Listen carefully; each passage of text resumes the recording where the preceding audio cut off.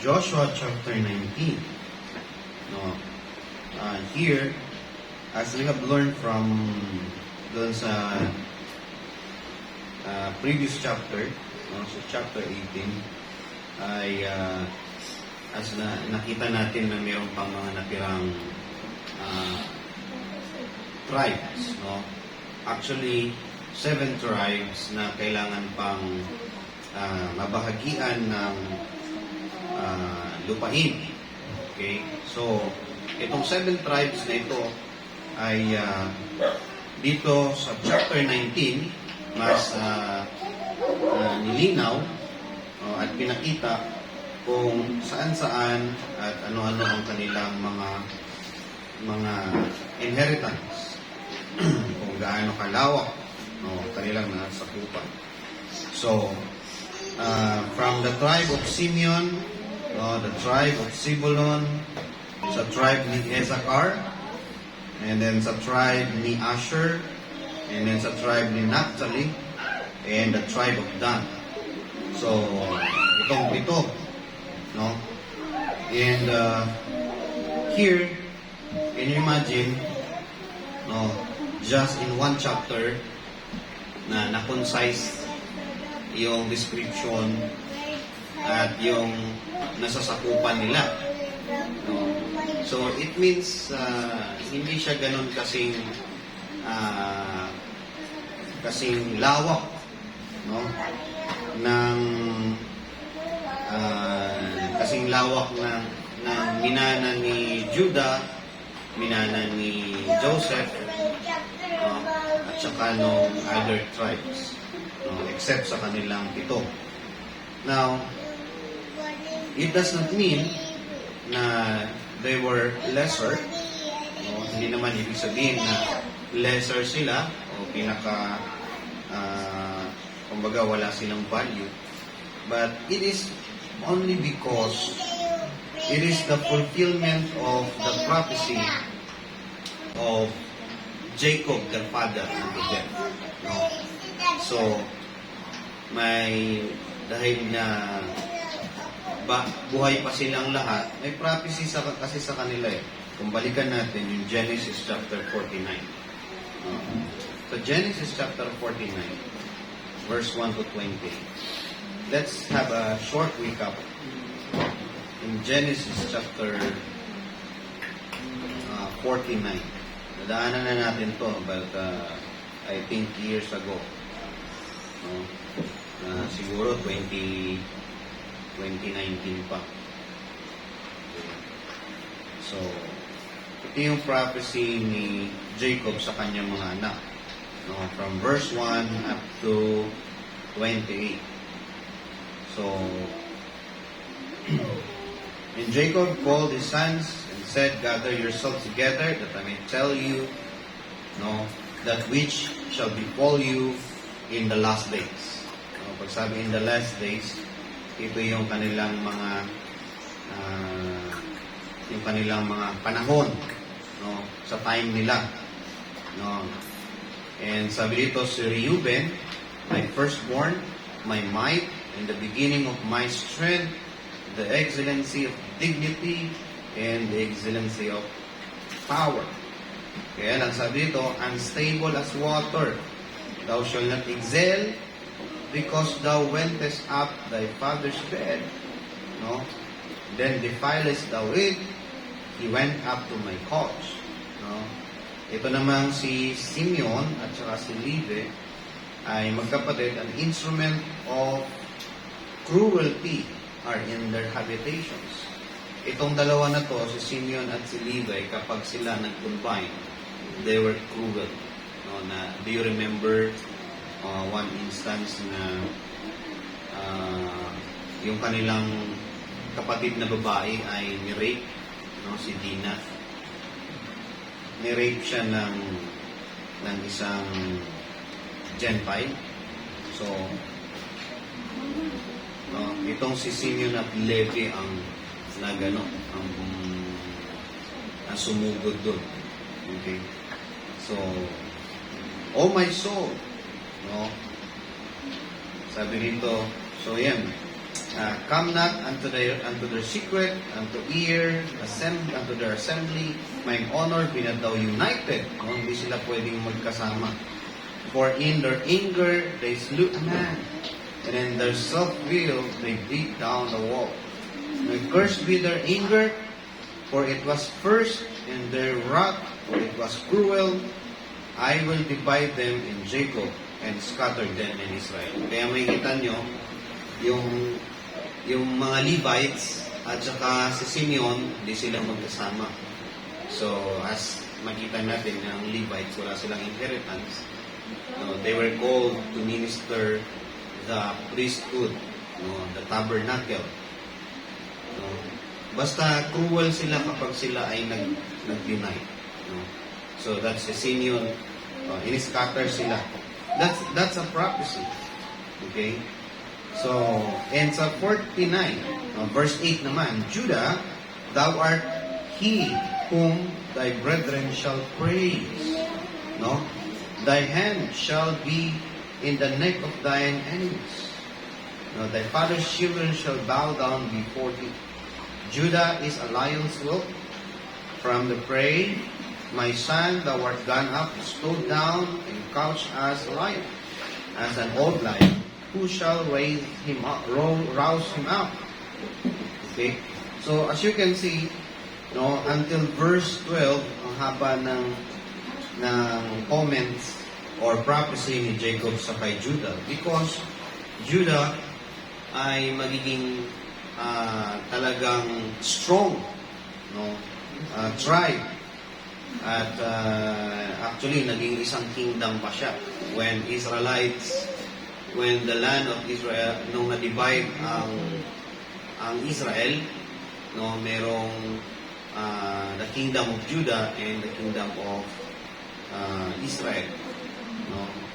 So, nagkaroon nag-stand talaga si Judah. Nandyan sa tribe ni Judah ang mga matitinding, mga warrior, mga brilliant. So, verse 13, Zebulun shall dwell at the haven of the sea, and he shall be for an haven of ships, and his border shall be Sidon. Kaya makikita nyo dito, yung sa verse 16, sa Joshua chapter 19, verse 6, this is the inheritance of the children of Zebulun according to their families, these cities with their villages, toward the sea. And Marala reached to the Bashet and reached to the river that is before Joko. Kung makikita nyo, itong si Zebulun ay nakapwesto siya malapit sa, napapalibutan siya ng tubig sa dagat. At dito, natutupad yung prophecy ni Jacob sa kanya. Zebulun shall dwell at the haven of the sea. Ang mga tribe ni Zebulun ay mga husay sa karagatan. Mga expert sila pagdating sa pag-build ng ship. They were experts for that. Issachar is a strong, verse 14, as couching down between two burdens. So, okay, and he saw the rest was good in the land, that it was pleasant, and bowed his shoulder to bear, and become servant unto tribute. In verse 16, Dan shall judge his people as one of the tribe of Israel. Naalala niyo yung the tribe of Dan. He one of the from the tribe of Dan once naging judge sila. Sa tribe ni Dan, lumitaw yung judges. Alam niyo yung sunod ng Joshua, di ba? After Joshua is judges. Ibig sabihin judges, they have no kings, but they have judges. They have somebody or someone na excellent in strength, may special power, yung mga ganun. Di ba? Si Samson came from the tribe of Dan. Nakita niyo si Samson, di ba? Siya yung makapangyarihan, malakas na tao. At kung Kita nyo, si Samson, isa lang siya, 1,000 o 100 yung kanyang pinalo nakalaban. So, galing yun sa tribe ni Dan. So, now, as I, hanggang kay Joseph, no, sa Naphtali, and then Joseph, ito rin yung kay Joseph, sabi sa verse 22. Joseph is a fruitful bough, even the fruitful bough by a dwelt whose branches over the wall. You know? Verse 26, the blessings of my father have prevailed above blessings of my progenitors unto the utmost bound of the everlasting hills. And they shall be on the head of Joseph, and the crown of the head that was separate his brethren. So, Benjamin shall raven as a wolf, and the morning shall devour and prey, and shall divide the spoil. So, these are the prophecies wherein fulfilled, no, during their time, no, fulfilled in terms of inheritance, in terms of their, ang tawag dito, yung kanilang history, no, lahat ng to ay mayroong fulfillment at mayroong kaugnayan sa prophecy ni Jacob the father. Okay? So, it means that their destiny, no, already kumbaga directed in the hands of God. They were regulated and directed according to the will of God and kung ano yung sinet ng Panginoon sa kanila. But all of them, yung mga inheritance nila, as I search, no, ay may kani-kanila silang connection sa panahon ni Christ. No, yung mga lupain nila ay nakilala at naikutan ni Christ. No, yung Mount Carmel, yung marami na kung saan yung si Christ ay nandoon, nag-preach, nag-disciples, no? Bawat isa sa kanila ay mayroong connection sa panahon ni Christ, no? Yung kanilang lupain, ha? So, okay. So, that's it as a part of the short recap. Now, 7 tribes distributed with inheritance, no? But wait, there's more. No. 7 tribes, pero mayroon pa. And that is on verse 49. Verse 49, sabi ito, when they had made an end of dividing the land for inheritance by their coast, no, the children of Israel gave an inheritance to Joshua, the son of Nun, among them. According to the word of the Lord, they gave him the city which he asked, even Timnathserah, no, in Mount Ephraim, and he built the city and dwelt therein. These are the inheritance which Eleazar the priest, and Joshua the son of Nun, and the heads of the fathers of the tribes of the children of Israel, divided for inheritance by lot in Shiloh before the Lord, at the door of the tabernacle of the congregation, so they made an end of dividing the country. So, dito, Joshua, has the capability, to be the first or secure the best land in his own way. Si Joshua, siya ang siya ang leader. Siya ang nasa kanya ang call for the distribution of the land. No? But why is it he is the last? No? Bakit siya yung pinaka-last?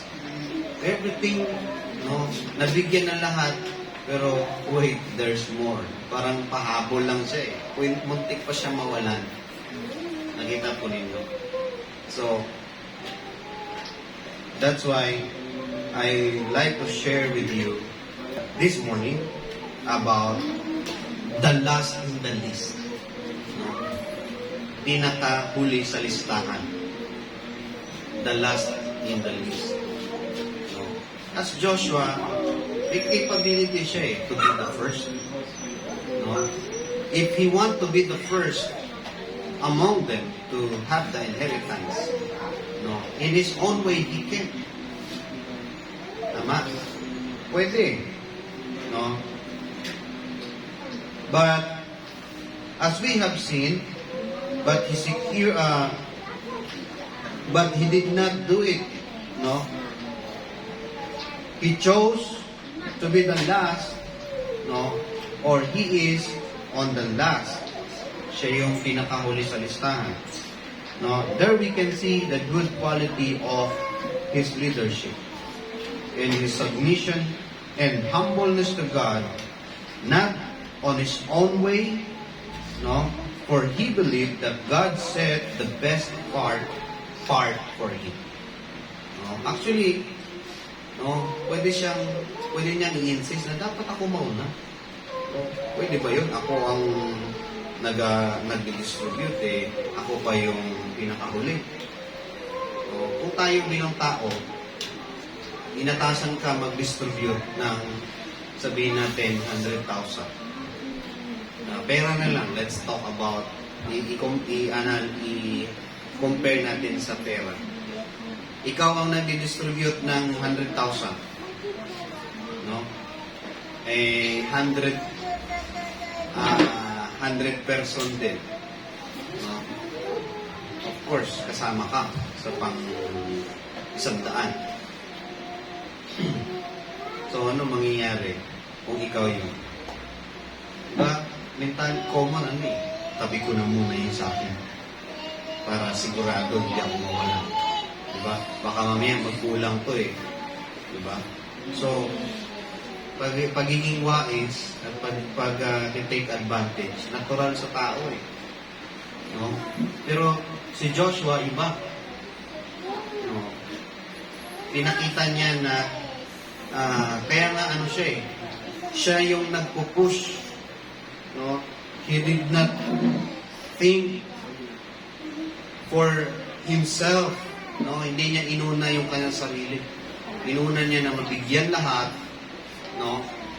At saka yung kanyang part. Kasi naniniwala siya na he is on the list. No? Naniniwala siya na nasa listahan siya na magmamana ng inheritance. Okay? At para sa kanya, no, may nakalaan ang Panginoon na best part para sa kanya. Whatever it is. No? Hindi siya after doon na, bakit ako yung pinakalas? Di ba meron tayo bilang tao, pagka nalista ka sa pinakahuli, parang feeling ng tao, hindi ka masyadong importante. Di ba? You don't feel to be important. No, naturally, in man's perspective, you don't feel to be important if you are on the last. If your name is on the last of the list, in the list. Diba? Yan ang common layo naman ang pangalan ko. Okay, sa ayuda. Gusto yung nasa unahan. Nagkukumahog na, ilagay mo ako sa unahan, ha? Gusto ko, ako yung unang makatanggap. Okay? So, parang ito yan Kung ikaw ay kilalang tao sa lipunan, tapos ikaw yung ilagay sa pinakahuli, ano mararamdaman mo? Ano ang interpretation ng tao pagdating sa ganon? No? Sometimes people offended for that. And sometimes people discouraged on it. But not Joshua. Joshua don't think about to be the last in the list. Because he believed that he is on the list. And he believes that God said the best part for him. as you notice in verse no 50, sabi ito, according to the word of the Lord, they gave him the city which he asked. No? Ibig sabihin, the inheritance of Joshua, no, is according to the word of the Lord. It means he was not forgotten. He was not neglected or forsaken by God. No? Because the inheritance he got is from the word of the Lord. We did not see from the previous chapters, di natin nakita kung saan sinabi ng Panginoon na, O Joshua, ito yung sa'yo. It's not like Caleb. Si Caleb talagang sabi niya, I will give you this mountain. Right? But theologian says that it might also be the same. Kasi it is Caleb and Joshua who stood for, di ba, silang dalawa yung nanindigan doon sa kasamahan nila mga spies. And Caleb was blessed by God with identified inheritance, no? And then we believe, or theologians believe, that it might also the same kay Joshua. Hindi lang na-mention, no, dahil si Joshua ay tinawag ng Panginoon as the leader, no? Mayroon siyang special, kumbaga double portion yung blessing kay Joshua, no? Because God chose him to be the successor of Moses. But his inheritance was according to the word of the Lord. No, people of Israel obey what the words of God according to Joshua. As you can see, no, Joshua the one divide the land for the people. But this time sa kanyang sarili, hindi siya ang nag-decide, hindi siya ang nag-execute ng kanyang inheritance, but the people, no? As you can see, no, dito si Joshua ay nagpapakita ng very good example of leadership, no? Napaka ganda ng leadership at example na iniiwan na sinet ni Joshua sa mga tao, no? Talagang napaka kumbaga yung his confidence to God, no, ay talagang 100%. No?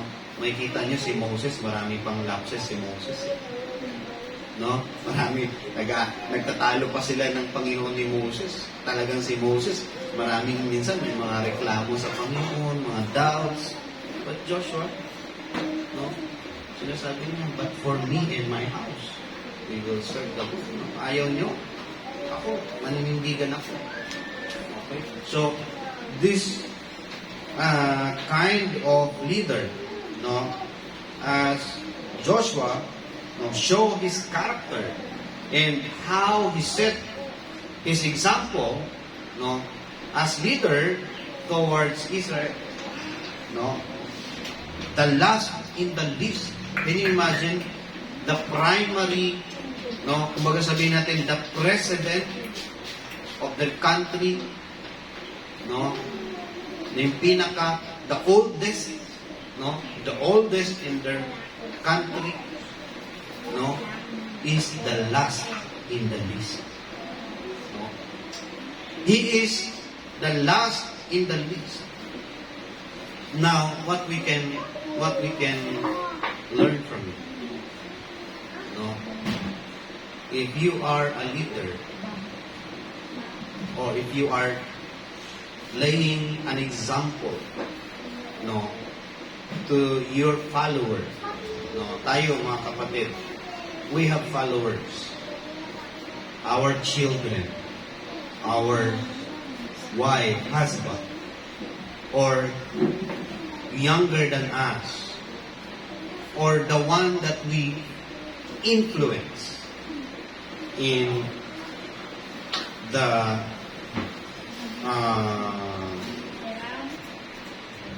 in spiritual sense, no, sa spirituality yung ating gustong influensyahan, no, as we lay an example, no, as we live an example to them, no, to be the last in the least, no, is not a sign of low importance or weakness. No, it is not an impression of low importance. No, but it can be a sign of submission. No, si Joshua, because of his submission, ay wala siyang reklamo kahit saan siya nakalagay. No, ano man ang slot niya. No, the last in the least. Right? To be the last does not mean to be the least. No? Hindi ibig sabihin, porque nasa last ka, ikaw na yung least. Yung sabing least, yung pinaka walang kwenta o pinaka hindi masyadong importante. Right? Now, to be the last in the least does not mean to be the least. No.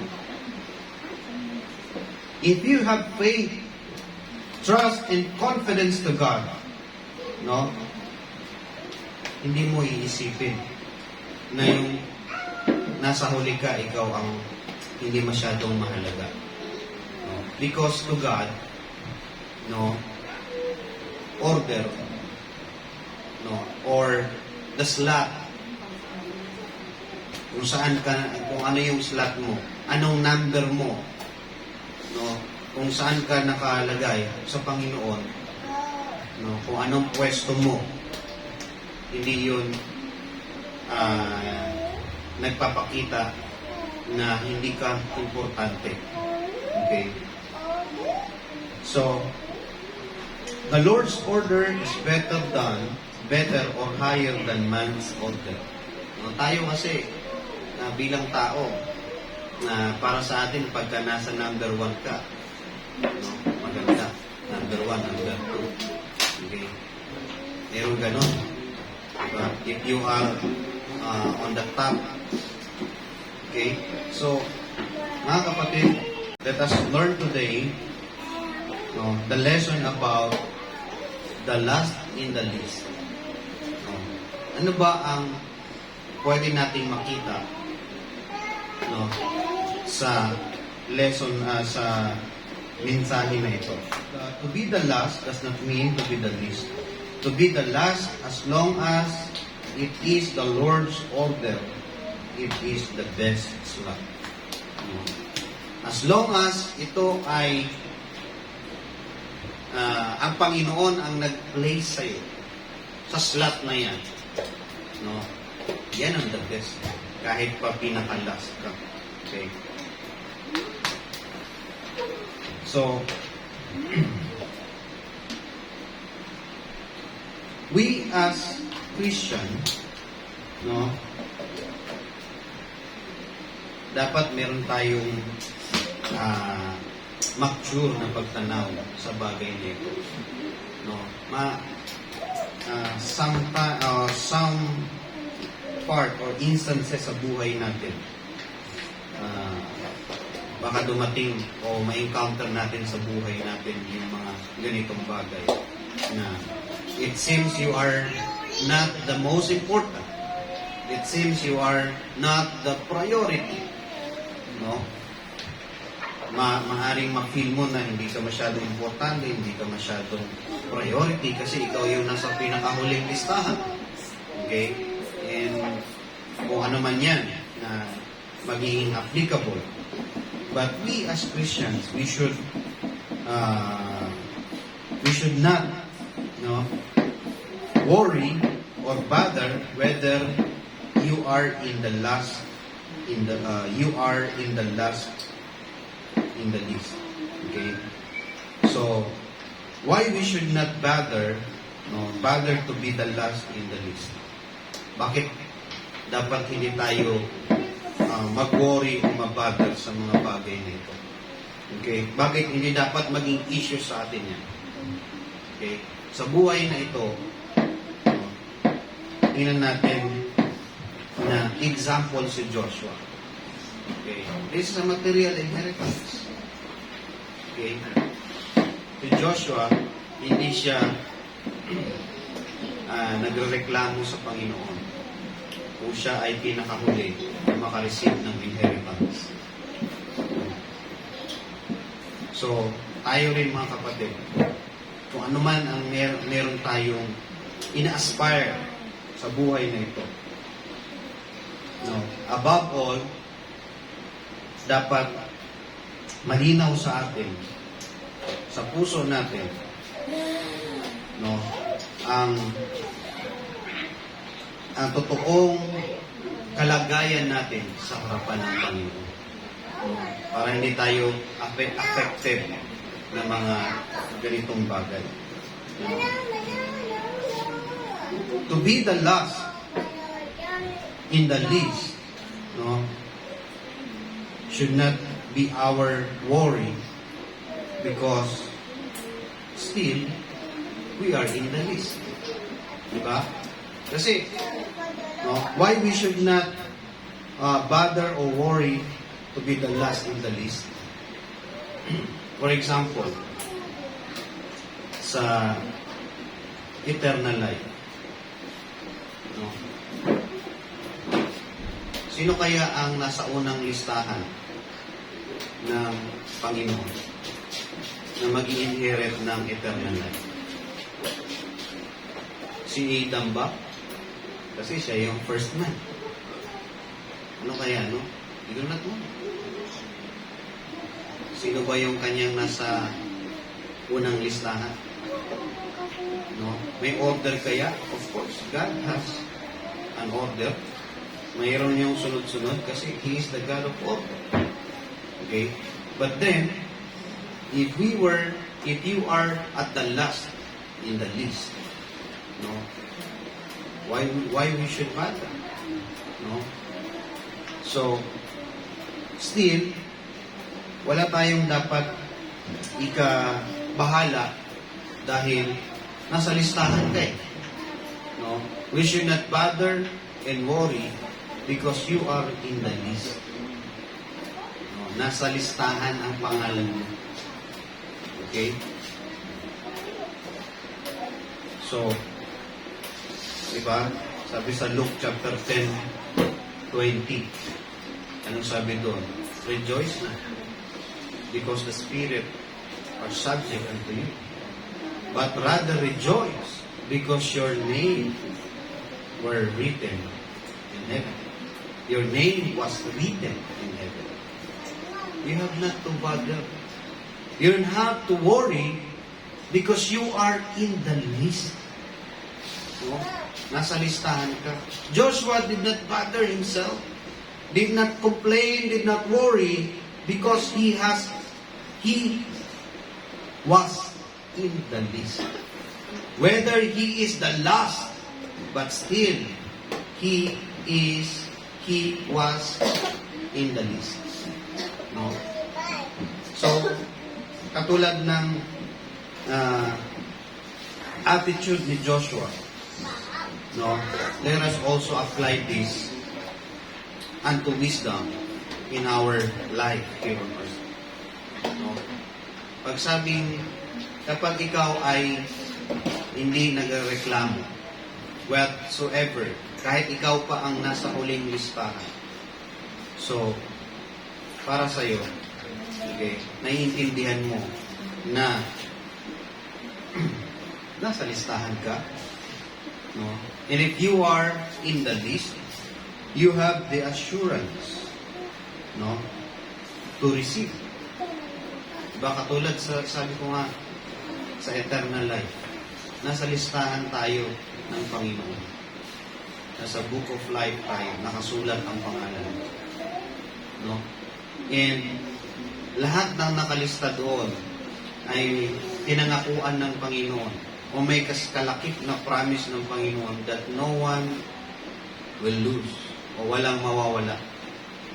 Diba? Sabi sa John chapter 6:39.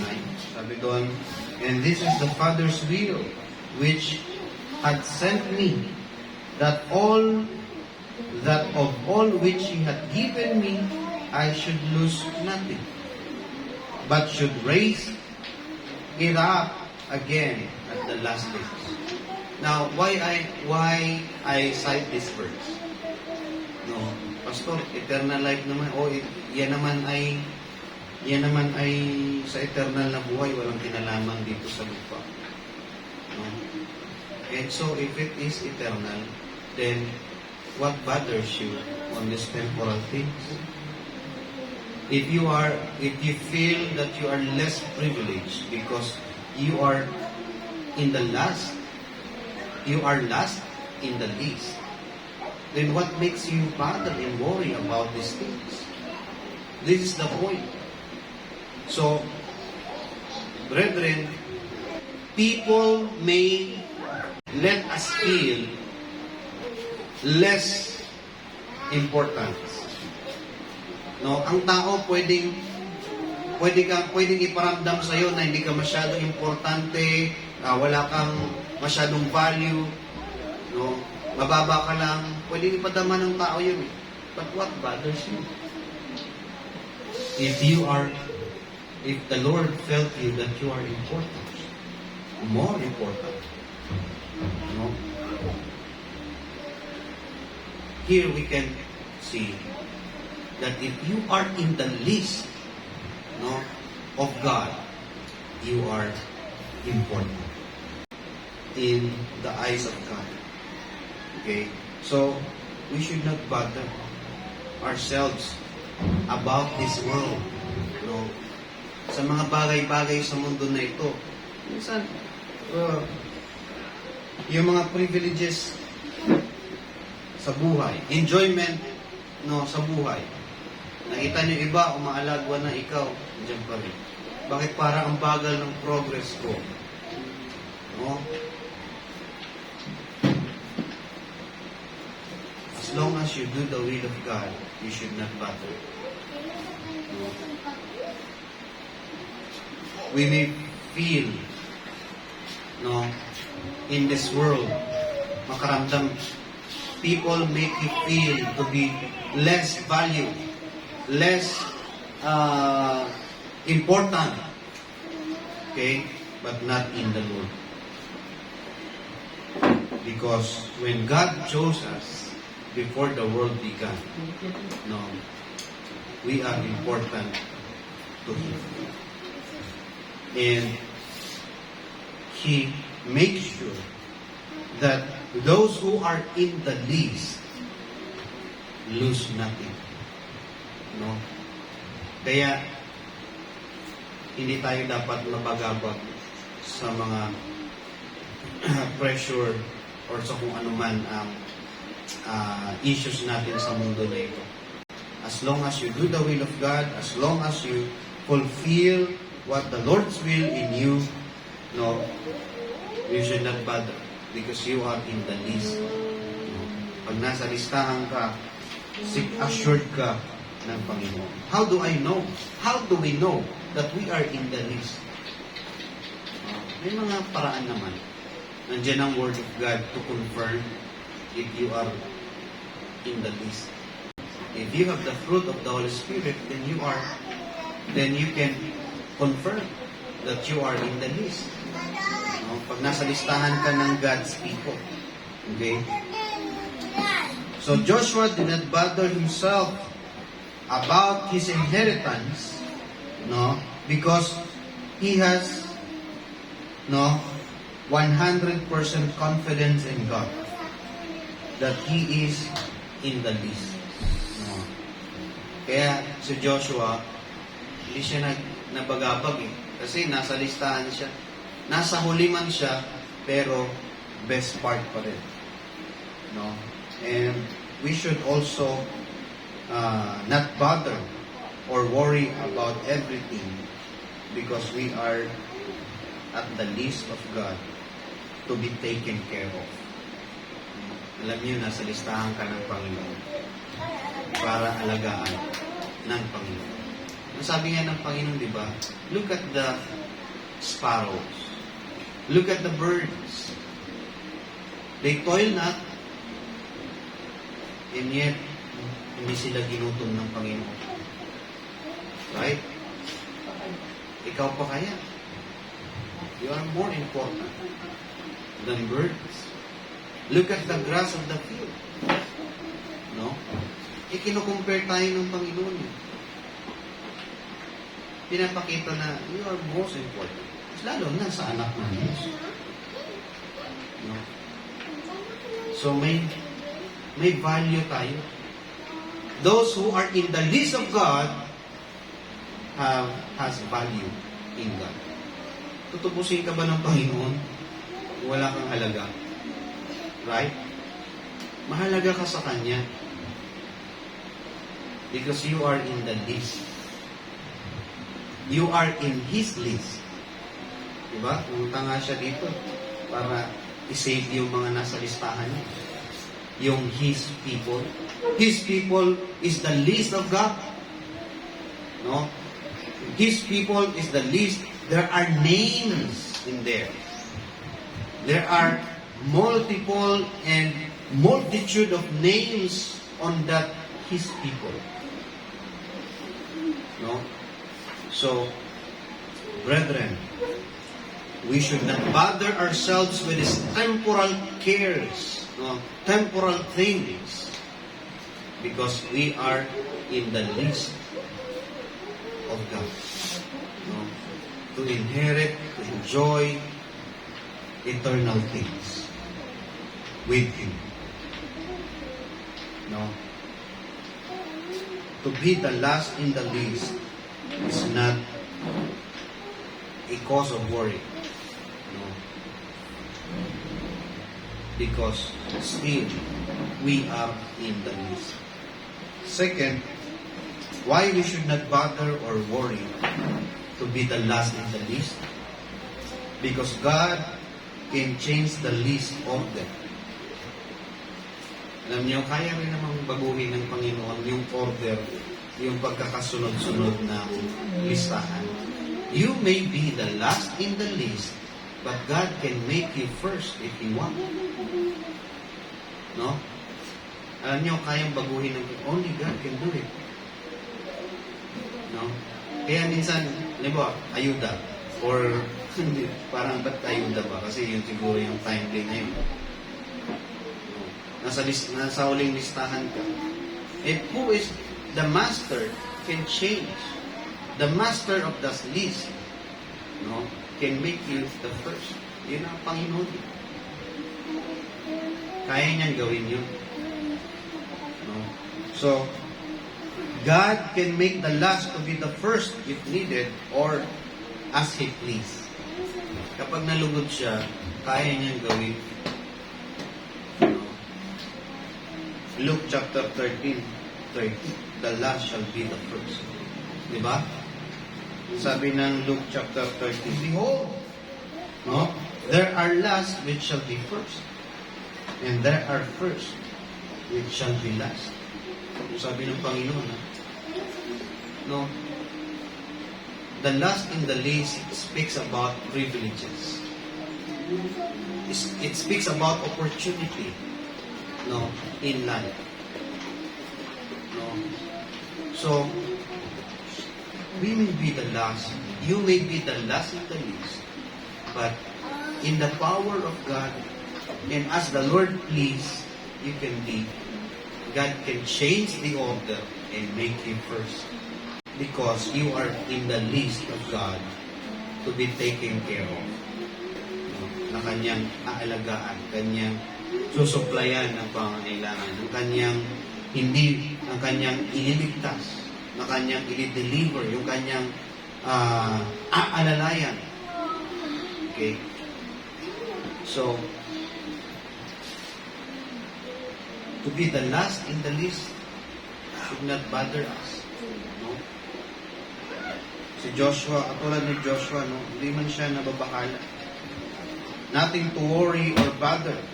No? Just keep the trust and faith in Him. No? Joshua may be the last in slot, but he is the first blessed that way.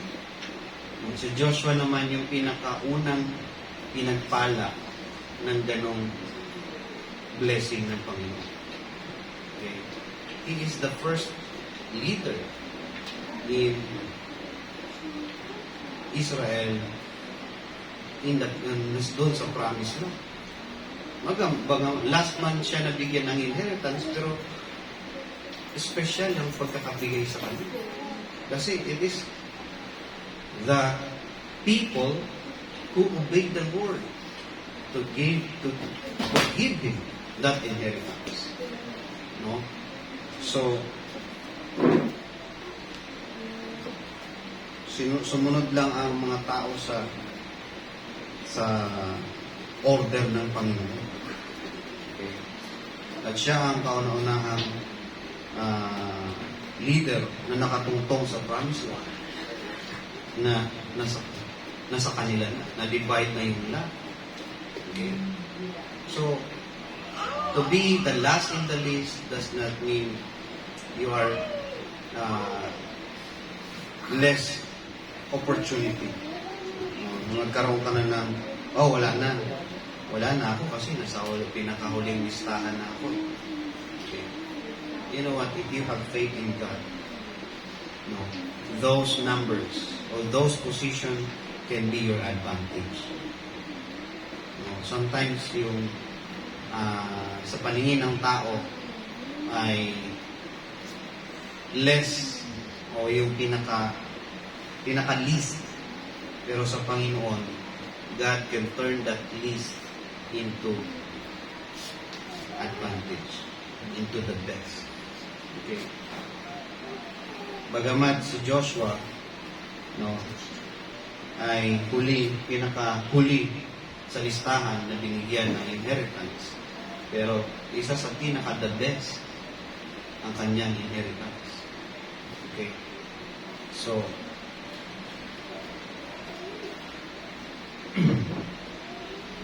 what else? Why we should not bother? No, bother to be the last in the list, not because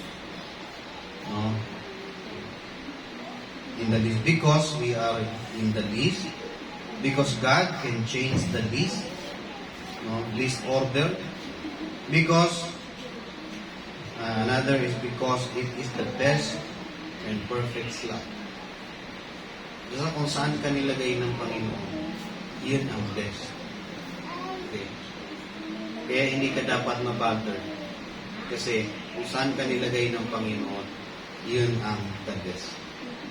If God is the one who put you there, it is the best. So this is, you can only learn it. You can only accept it and learn it if you have the heart of contentment. If you learn to be contented or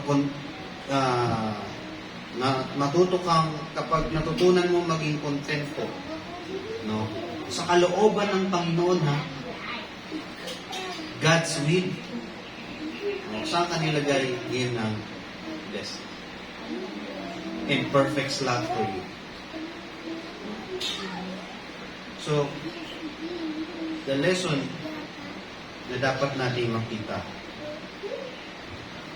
let us make sure and strive that God is the one who put us on that slot. Siguraduhin mo at pagsikapan mo na ang Panginoon ang naglagay sa iyo sa slot na yun. Whether you are on the last, but still that is the best and perfect slot. No? Because it is God who put you there. No, sa buhay na ito, mga kapatid, we have there are a lot of slots. We can choose where, no? We can choose our own slot, or we can let God to put us the best slot. No? Sa buhay na yung kalagayan natin, ano bang nabilang mo? Anong slot meron na? Nasa anong slot ka ba ngayon? No? If you believe and if you have faith that God is the one who put you there, put you now, kung nasaan ka ngayon, then that is the best slot for you.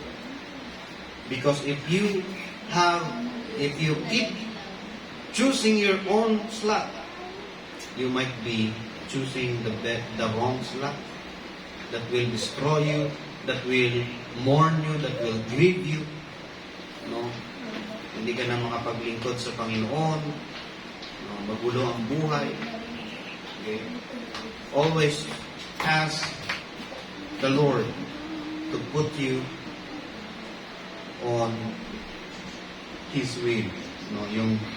Yung slot na talagang ang Panginoon ang naglagay para sa iyo. We don't need to be the first slot to be the best. Huwag natin isipin na kailangan nasa first slot ka para the best. Okay. To be the best, no, does not mean to be the last in the list. Does not mean, no, not to be the best. Hindi porke nasa huling listahan ka ay hindi ka na magiging the best. Okay? In the perspective or in the eyes of God, hindi yan ang measurement. No? Pero bilang tao, yes, but in the eyes of God, no, iba. David is not the first king. And Solomon too. No? Si David, hindi naman siya first king. Si Solomon, hindi naman siya first king. But they are great and best kings of Israel. No? They are great kings and best. Better than Saul, na first king of Israel. No? So, Joseph is not the firstborn, but he is the best. Right? Si Joseph, hindi naman siya panganay. Okay? Pero,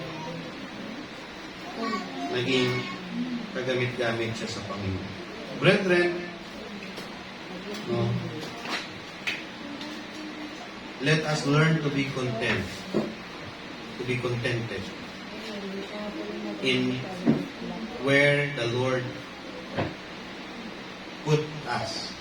No? Kung saan tayo nilagay ng Panginoon. Kung anong slot yung pinagkakalagyan natin ng Panginoon.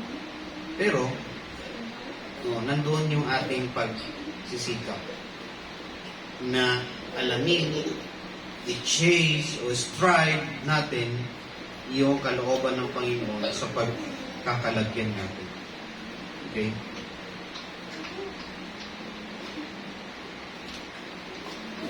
May pang-apat pa ako na ipata. Bakit hindi dapat tayo mabother kung tayo man ay nasa last in the list? No? Yun yung because it is God who keep the list. Ang Panginoon kasi ang nag-iingat ng listahan. Okay. So,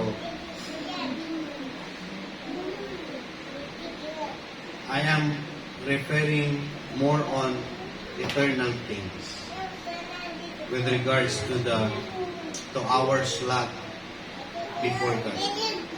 For I believe that we are in the list of God.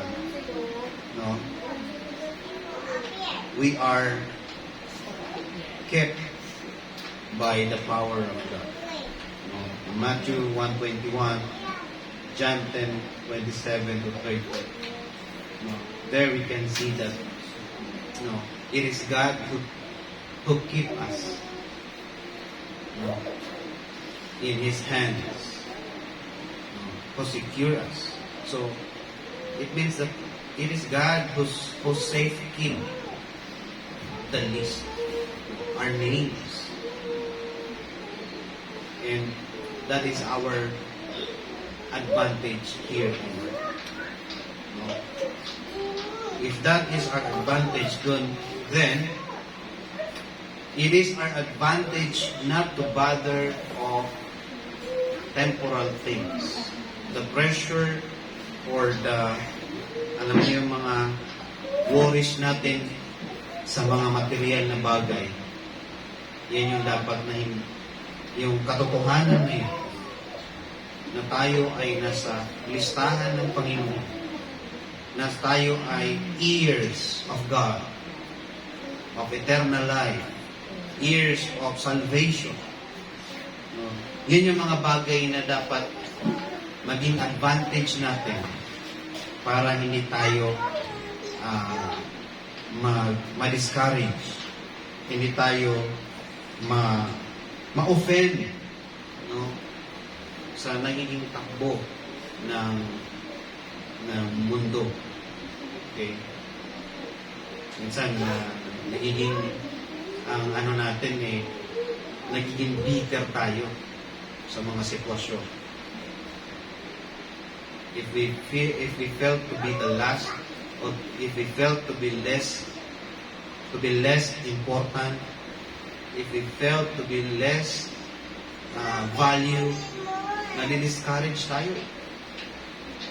Diba? Pag naisip mo, wala kang kwentang buhay ko, ganito. Dahil ang naging dahilan lang mga material, mga privileges sa mundo na ito. Diba nadi-discourage ka ng ganyan? So, always take a look of these things to make you advantage of this world. Para maging advance ka, para maging mas mataas ang iyong motivation. Remember these things. That we are in the list of God, and God is the one that we are in the best slot, and God is the one who kept that slot for us. Diba? Sabi ng Panginoon, let not your heart be troubled. You believe in God, believe also in me. In my Father's house are many mansions. Diba? At sabi niya, where I am, there ye may be also. So it means you have the slot there.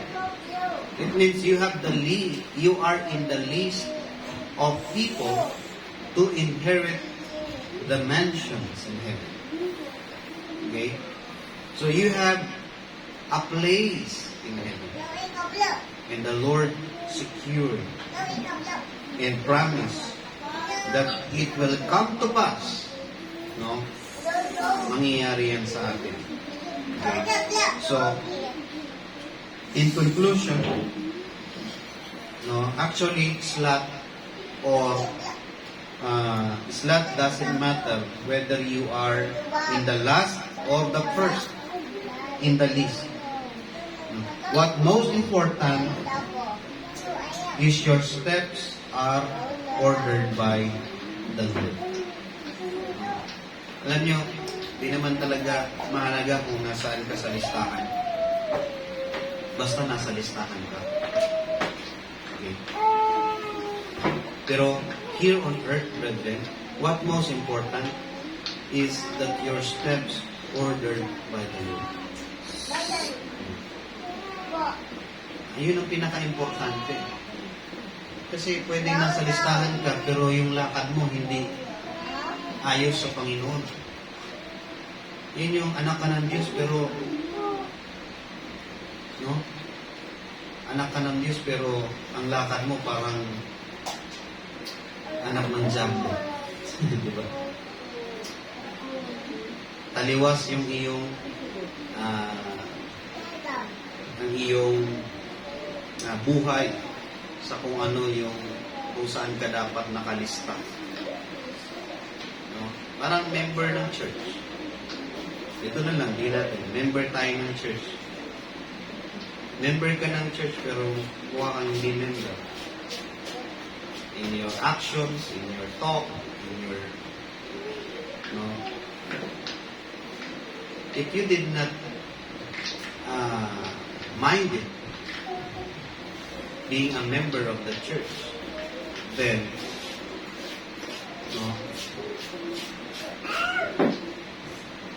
we are losing the opportunity to be identified as in the list.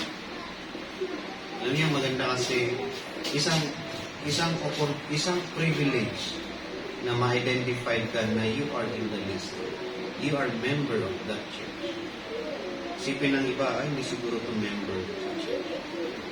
Kasi ang alam ng iba, o alam ko, na pag parehas Kristiyano, for example, we have brethren in different churches. May Kawayan, Mindanao. Alam nila, pag member ng church ay sumusunod sa panuntunan ng church. And if we do not follow, if we live like the unbeliever, then we lose that identity. And who will be affected? Okay. So, brethren, as I've said, the slot does not really matter. Whether you are rich or poor, whether you are rich or average or whatever your slot in life, anong position mo, kalagayan mo sa buhay, it really doesn't matter. No, what matters most is that your steps are ordered by the Lord. No, does not mean that today you are poor, you will be poor forever. Struggling now, struggling forever. God can change the list. If you are in the list of struggling people of God, later on, God can make you, or God can change the list and make you in a list of advantage, a list of wealthy people, wealthy God's people. Kasi hindi naman lahat ng anak ng Diyos mahirap. Hindi naman lahat ng anak ng Diyos financially struggle. Hindi lahat ng anak ng Diyos empleyado. Hindi lahat ng anak ng Diyos ay magsasaka na hirap sa pagsasaka. Meron ding anak ng Diyos na magsasaka pero maalwan, mayaman. Hindi hikahos. God can change the list. What most important is God, that your steps ordered by the Lord. And whose steps ordered by the Lord? Kaninong steps ba yung in-order ng Panginoon? No? It is the steps of a good man. Psalms 37, verse 23, di ba? The steps of a good man are ordered by the Lord. No? So, that is the most important. Okay?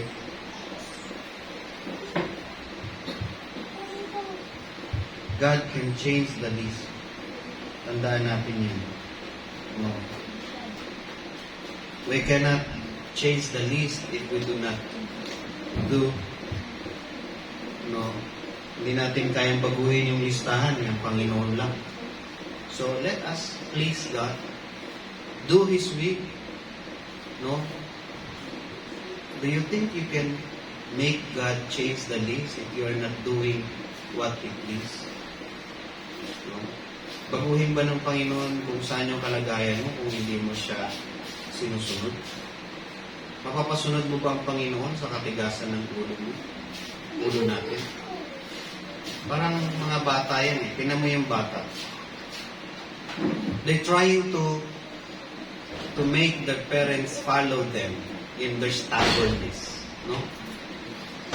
Gusto nila sumunod yung magulang nila sa katigasan ng ulo nila. Diba? Kaya ini-insist nila yung gusto nila eh. Eh, bata yun. Pero tayo, hindi na tayo bata. No? We should learn to do the right thing. No?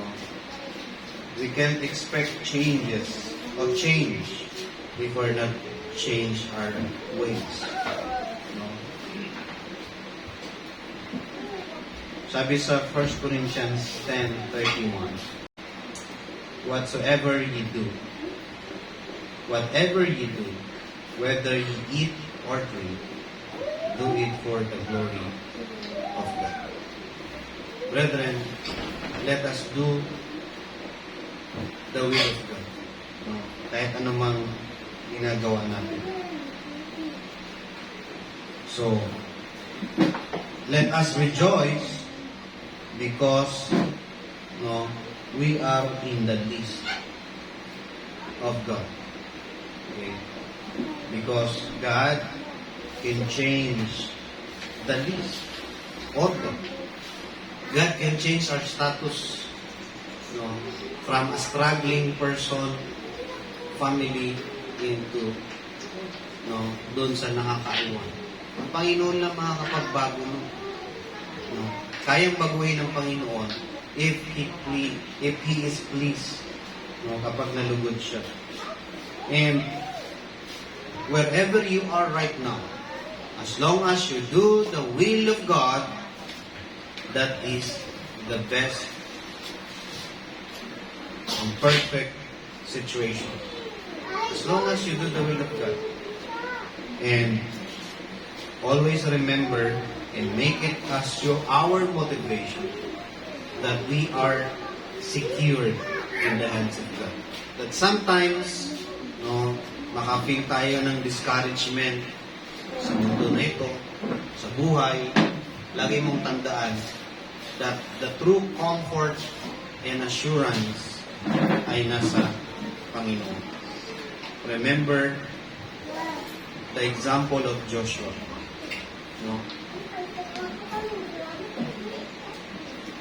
He is a leader. He can take advantage of his position, but then he entrusts himself to be given by God kung ano yung para sa kanya. So, ganun lang mga kapatid. Ipagtiwala lang natin sa Panginoon kung ano yung ibibigay niya sa atin. But Joshua always performed what is best before God. Ginagawa niya lang kung ano yung best sa Panginoon. Let us also do our best before God. Let us do what is best.